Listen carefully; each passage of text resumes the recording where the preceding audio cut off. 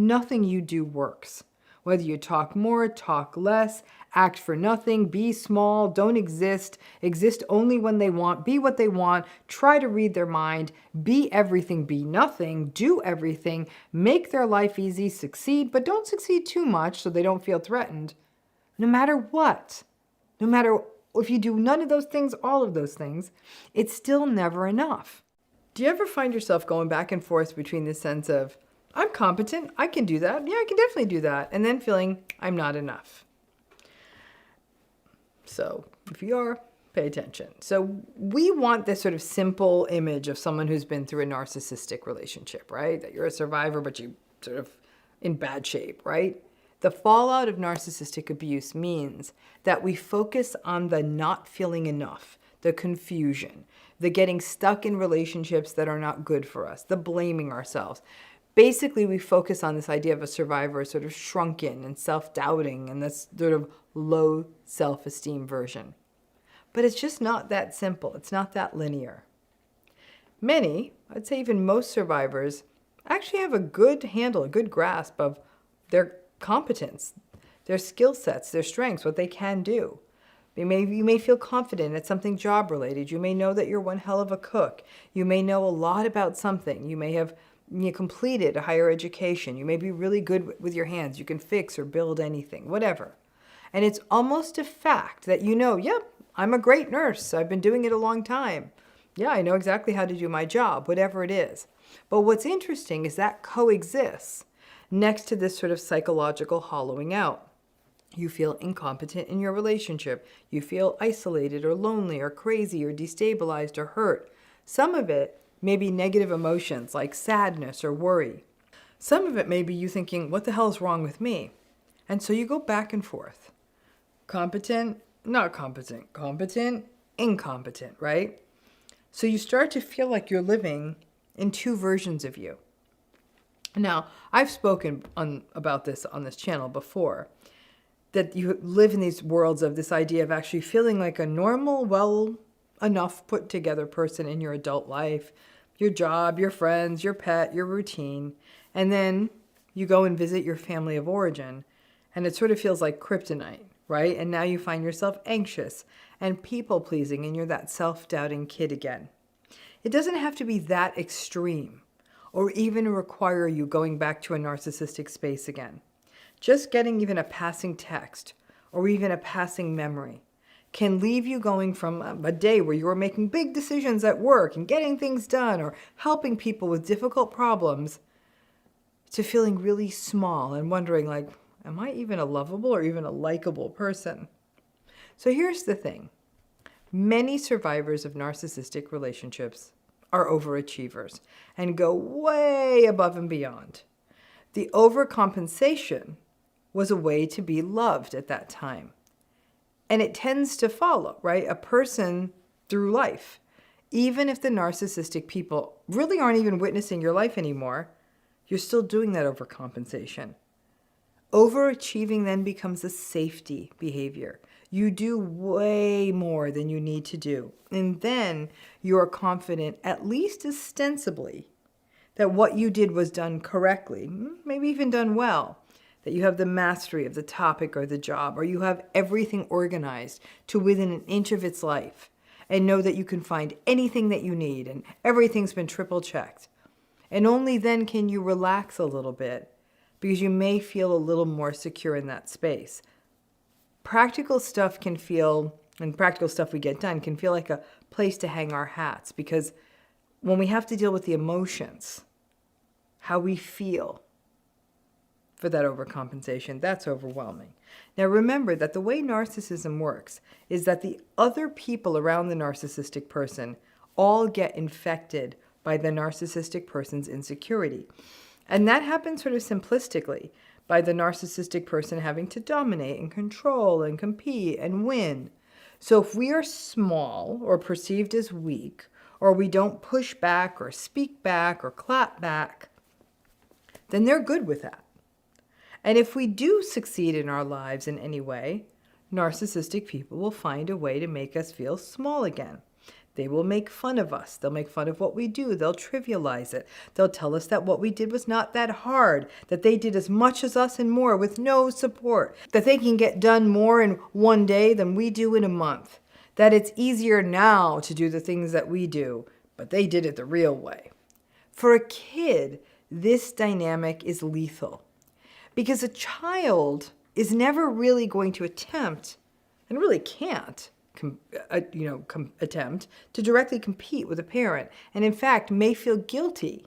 The child may feel guilty if they accomplish something, and the parent does insinuate some sense of competition, as though succeeding means that you can no longer fit into that family system, or alternately, that you have to succeed at almost inhuman levels, break world records, or become a child prodigy, or something way beyond the pale to even get noticed.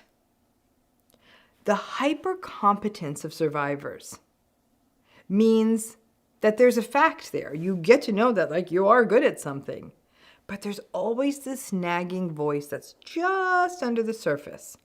More days than not, you may even keep it at bay, but something may come along that again triggers that sense of not enough. A competitive colleague, an invalidating boss, a petty partner, a jealous friend, and that may be enough to let the insecure voices back in.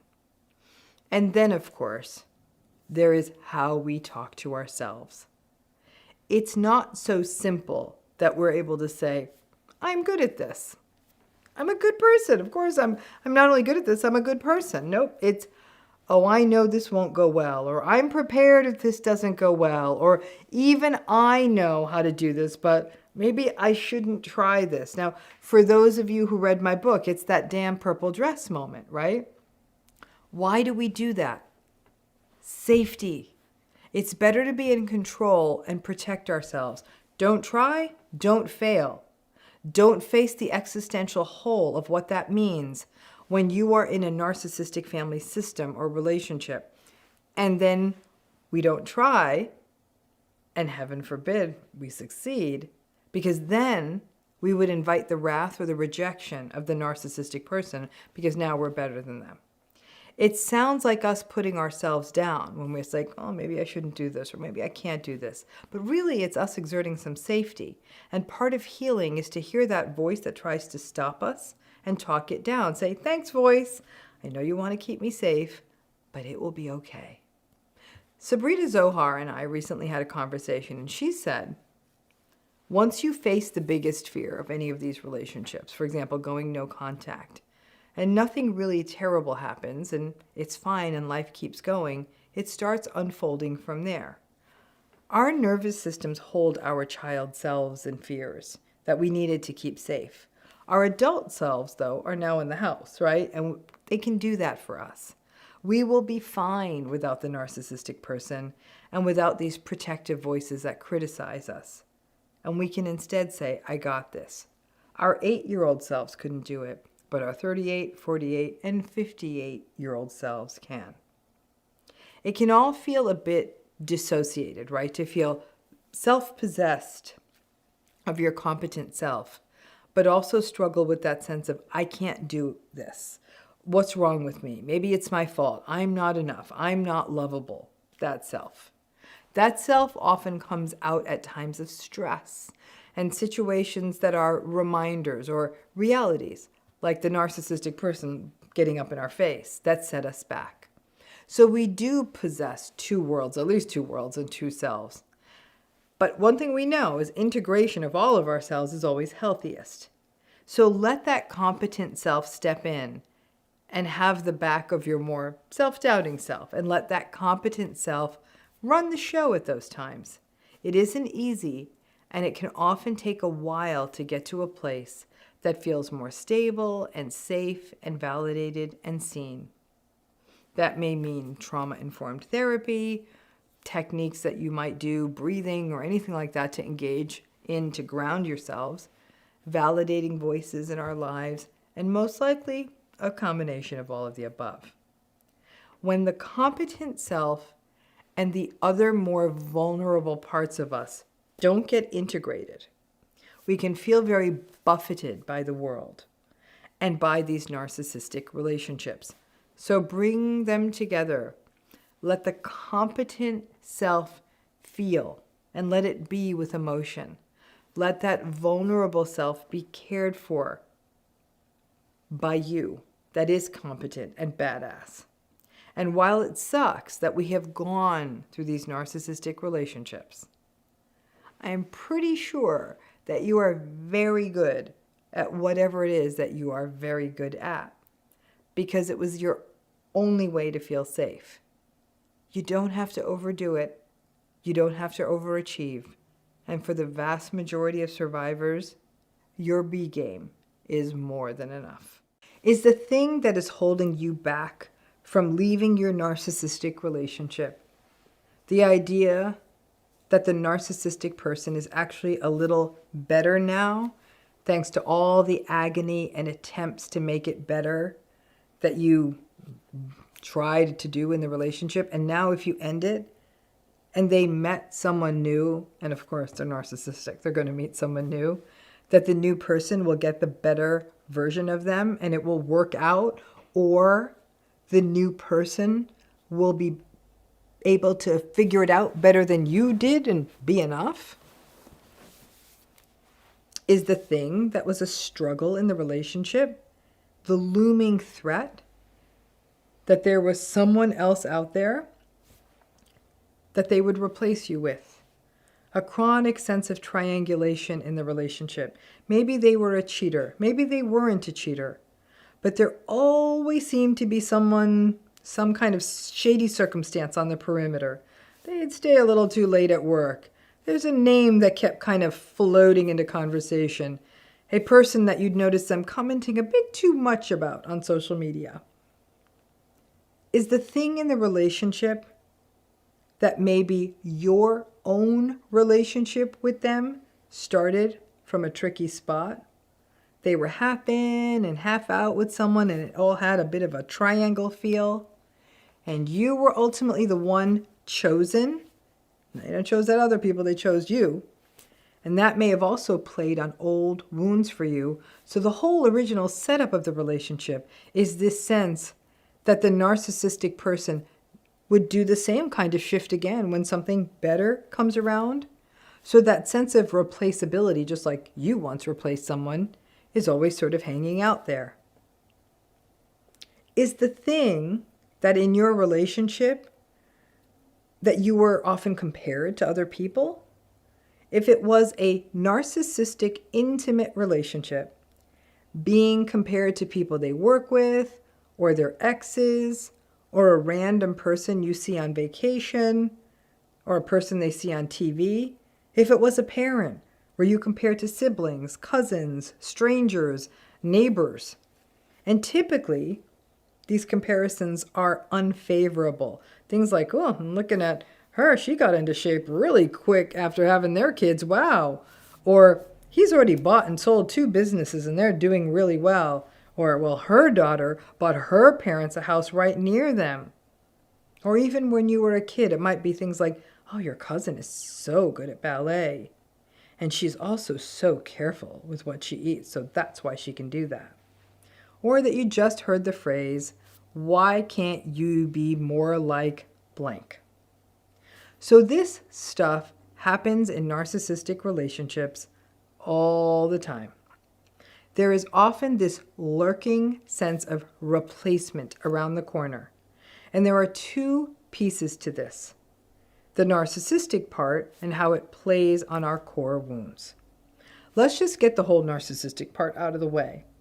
The narcissistic folks set it up this way, right? No narcissistic family, no narcissistic system of any kind, not a family, relationship, workplace, friend group, other group, ever feels completely safe. It's like The Bachelor or Survivor. Someone isn't getting the rose. Someone is getting voted off. As a child, it is precarious. The sense of one wrong move and something bad is going to happen. These are very unforgiving systems and may not be like you were literally going to be replaced. It's not like they were going to go out and get a new kid. But the looming dread of the silent treatment and the withdrawal and the withholding, and perhaps a sibling or cousin or even the kid on the Little League team getting more attention than you from that parent. In adult relationships, it is the same kind of one wrong move model. One wrong move and the whole thing crumbles. There is zero margin for error. Narcissistic folks can feel almost impossible to safely attach to.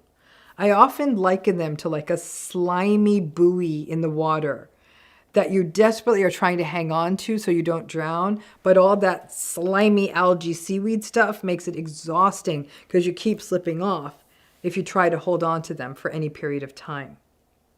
Narcissistic folks also use triangulation and the replacement fear to their advantage. They intimate that there's someone possibly waiting in the wings, like other people are interested in me. You get the silent sense that if you make too many demands, if you are too much, well, they've already got someone teed up. This can also happen in narcissistic workplaces, where invariably the narcissistic boss plays favorites. And you may think that you are in line to be the one to get advanced, but a few wrong moves and bam, the narcissist will start to favor someone else. And now you have to try to work harder to get back in there. And so the narcissistic person gets even more supply than they did before from you.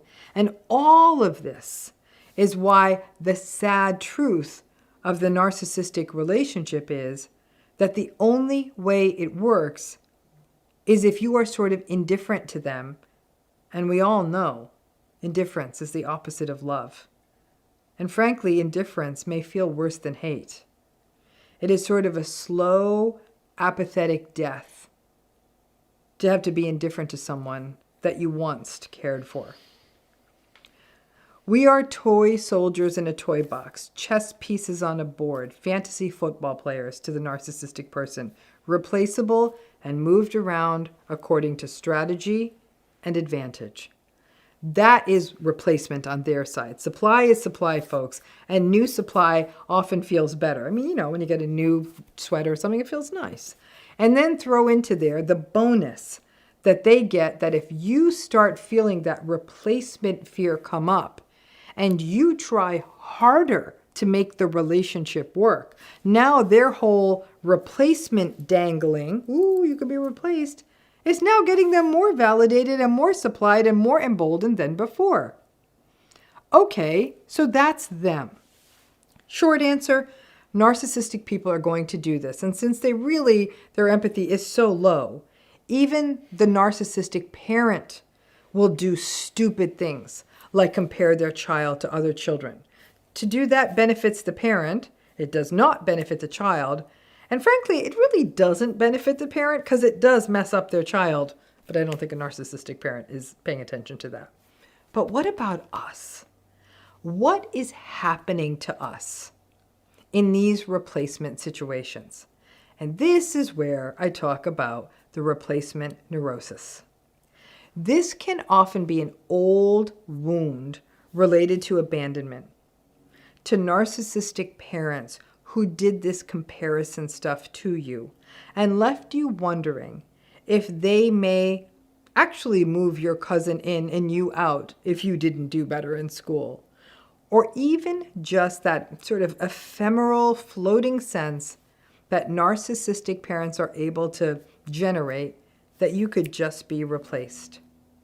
But you may have grown up in a family where you never felt like this.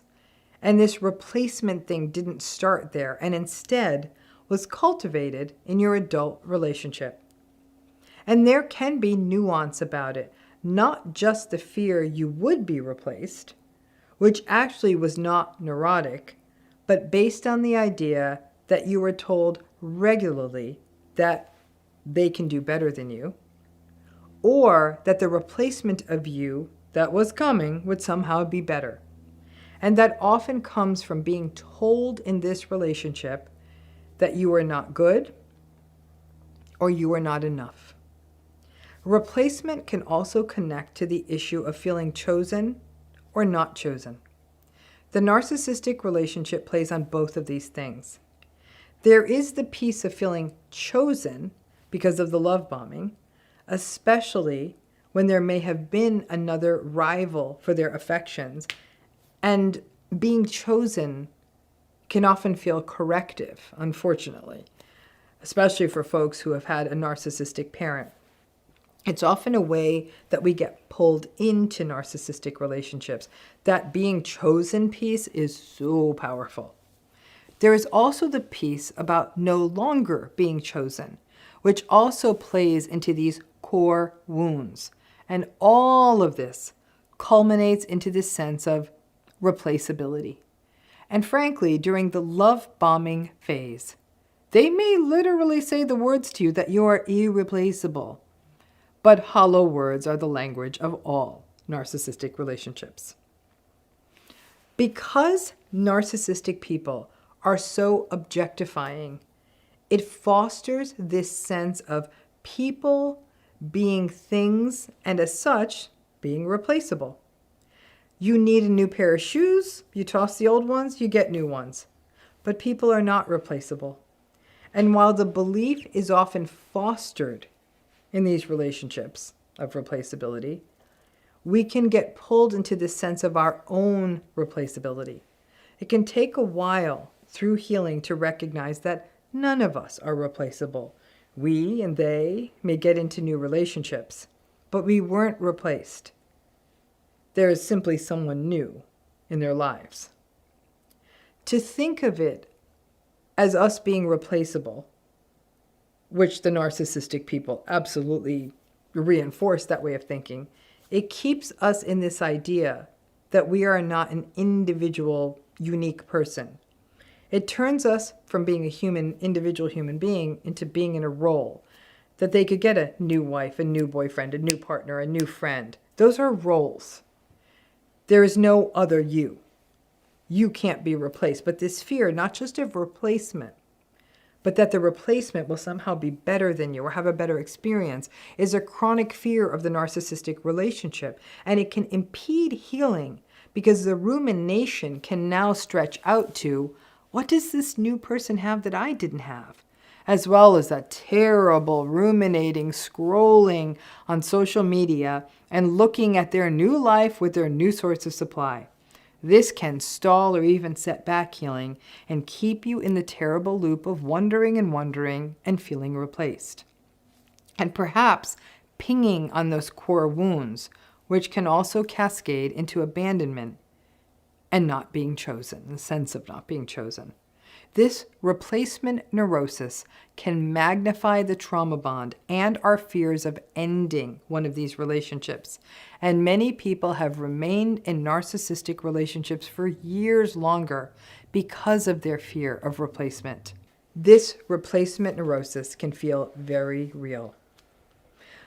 But the reason it really is why it feels like replacement. We provide supply, convenience, things they need, things they want, and that is not the essence of us. That is things we do. But since the transaction is core to the narcissistic relationship, of course we feel replaceable. The key is to continue to heal to the place where you know that you are not. So the narcissistic person at the most primal level actually doesn't want you to exist separately from them. You exist, or they assume you exist, in their service. So for them, all human relationships are about you being there for them, about them, a mirror for them, responsive to their needs, and ideally that you anticipate those needs. So that means if you were to express something separate from them, different than them, they experience it as it's almost like their arm has a mind of its own and it's punching them in the face. These relationships, narcissistic relationships, are about subjugation, and it is this subjugation of you that makes them so harmful. Listen, if all that narcissistic relationships were about was a charming, charismatic, superficial, arrogant a-hole, well, that won't always be pleasant. we sure as hell wouldn't be walking around feeling like shells of ourselves or feeling like we need to heal from these relationships. That's not the part that's harming us. It's the subjugation of being in the psychological service of another person, of never getting to be our true selves or express our true selves. That is why these relationships hurt us. And it's important to understand that, because many people don't understand that. They think, oh, okay, you're in a relationship with a jerk. I know it's not pleasant, but aren't you having too strong a reaction to this? Just don't listen to them. They're just a jerk. I am sure that many of you have heard that. But this isn't just about not listening to them. We all have the capacity to tune ridiculous people out, turn them into the Charlie Brown teacher voice, right? What's much harder to get past, and I'm not convinced that we really can, is being silenced and negated by another person. That's what you are healing from. So the question is, what does it do to us to be silenced and negated and invalidated? Part of the answer depends on when it began for you. If it began when you were a child with a narcissistic parent or parents, the harms are greater.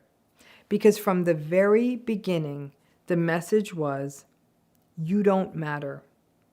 What you say doesn't matter. Or you learn that what you say only matters if you're parroting what the narcissistic parent is saying or what they want to hear. If you say or are or do or be the way the narcissistic parent wants, then it's fine. But anything else, you learn that that's going to get you into trouble and can impair your ability to get those critical attachment needs met. So as a child, you silence yourself. Maybe not literally, you still talk and say things. But in order to survive with a narcissistic parent, you have to silence your true nature to get anything you need from the parent and to avoid their anger and their psychological abandonment. Obviously, this is incredibly harmful to the social and emotional development of a child, and you go into adulthood not knowing who you are, what you like, what you believe, what you stand for.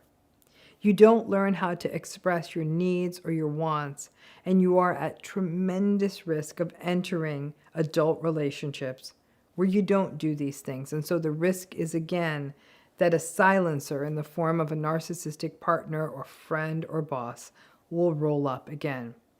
This silencing can culminate in lifelong anxiety and struggles with identity and ever expressing what it is you need or want.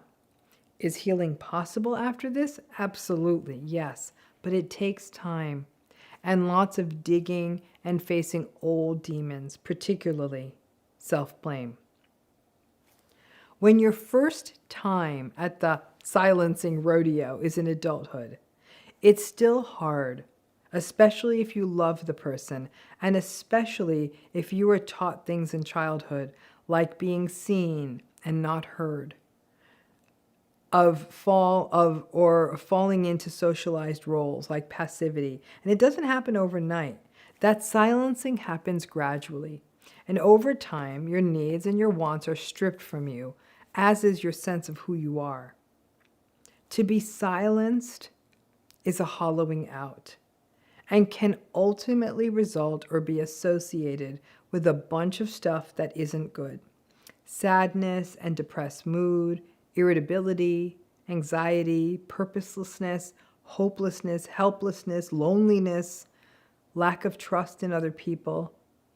I would argue that what Freud and the earlier psychoanalytic folks observed with their so-called hysterical patients, don't get me started, these hysterical patients from the 1910s, the 1920s, often had mysterious neurological or other weird physical impairments. They were typically women who were basically silenced by the norms and the culture of that time, as well as by what happened to them in childhood, which was really just more silencing and sometimes abuse. They would have, these women would have all kinds of problems. They'd go blind overnight. They'd have parts of their body be paralyzed. They experience them that way. Nowadays, we may see people who feel a variety of stress-related physical issues, from inflammation to headaches to just feeling blah. Silencing is not good for our bodies. It's the stealing, it's the theft of a psyche and a soul, and it makes us sick. In the world at large, people are often silenced because they lack a voice in the world. They are a member of a group that is marginalized or discriminated against, and we see a similar toll. But a narcissistic person can do as much damage as an entire society. And when the two are happening simultaneously, forget about it. The hardest aspect of healing is to unsilence yourself, to find places where you start talking. This, frankly, is why therapy is so useful and important for when you're experiencing narcissistic abuse. But since not everyone has access to therapy, it may mean somebody finding a support group, a healthy friendship, or some other space where you can be yourself and safely make your needs known.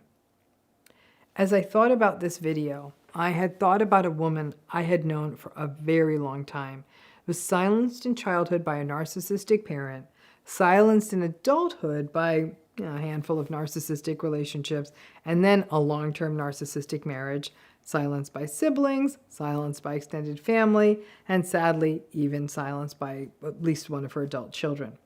And also, the society this person was from is an ethnic minority woman from a really sort of gender-biased culture. So the question that was brought to me was, could she heal? And ultimately, she did. Lots of therapy, lots of setbacks, tons of grief. And the grief was the recognition that she was not going to ever be able to walk away from all of these relationships and family. But she slowly had to build a life that didn't include them. She showed up from time to time with some of these folks. She did her caregiving.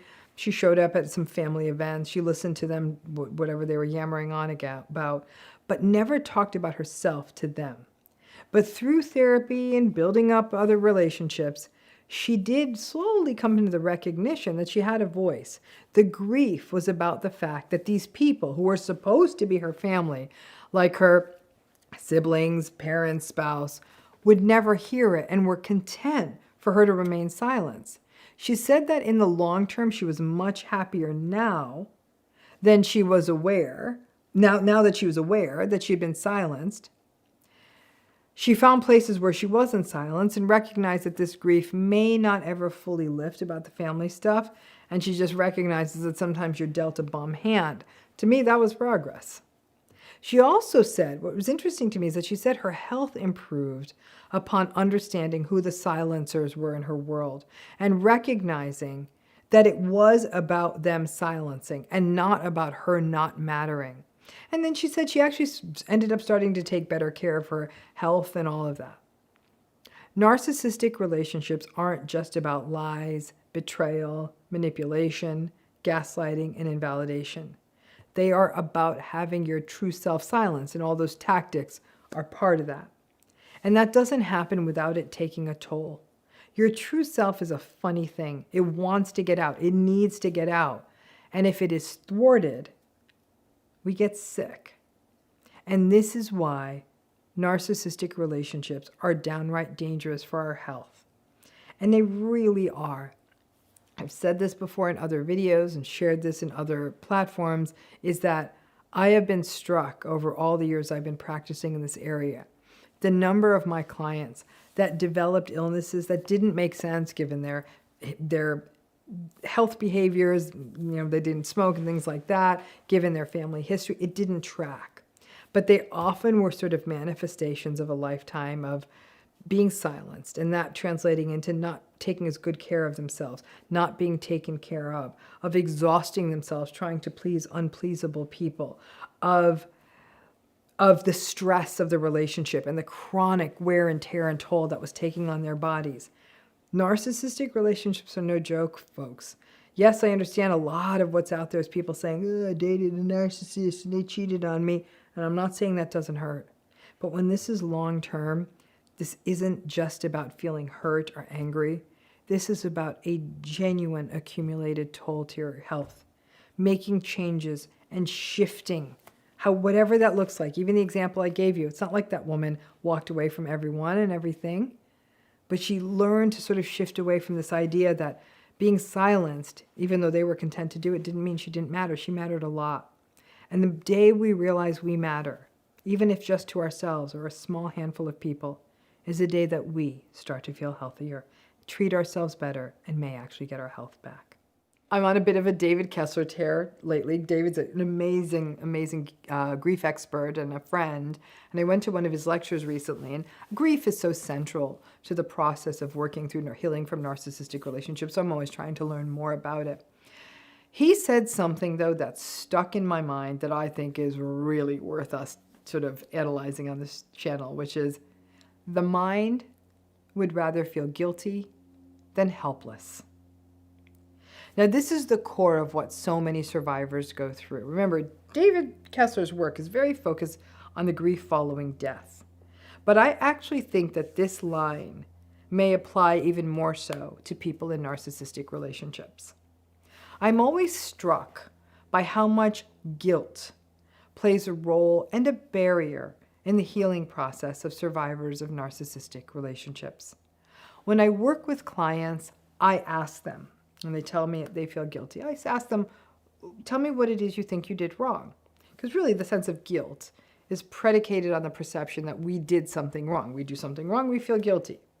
So here's a list of things that people have typically said to me when I ask them what they thought they did wrong in the narcissistic relationship. They said, maybe I should have been more forgiving. Other people told me I should be more forgiving. Maybe I was asking too much and being too demanding. Maybe I wasn't good at communicating myself clearly. Maybe I'm the problem. Maybe I'm the issue because I actually am the one who didn't leave. I did end up going back.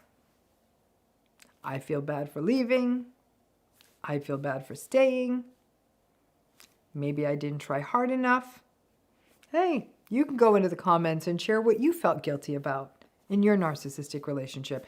And then let's step back and widen that lens. You feel bad, you feel guilty, and yet you were the one who was being manipulated, gaslighted, shamed, blamed, betrayed, emotionally abandoned, emotionally controlled. So you're being abused and you feel bad and guilty. That is the definition of a mind F, right? And the feeling bad, that's the guilt part. And obviously it's one of the cores of the self-blame people experience in these relationships. As long as you feel guilty, the relationship can persist because then you're the problem and then you can fix it. The day that that guilt lifts, well, that's a tricky day because then you also need to see the relationship clearly, that this person is treating you badly, that it's not okay, and that it's been happening for a long time. And whether you stay or go in the relationship, that has to be acknowledged.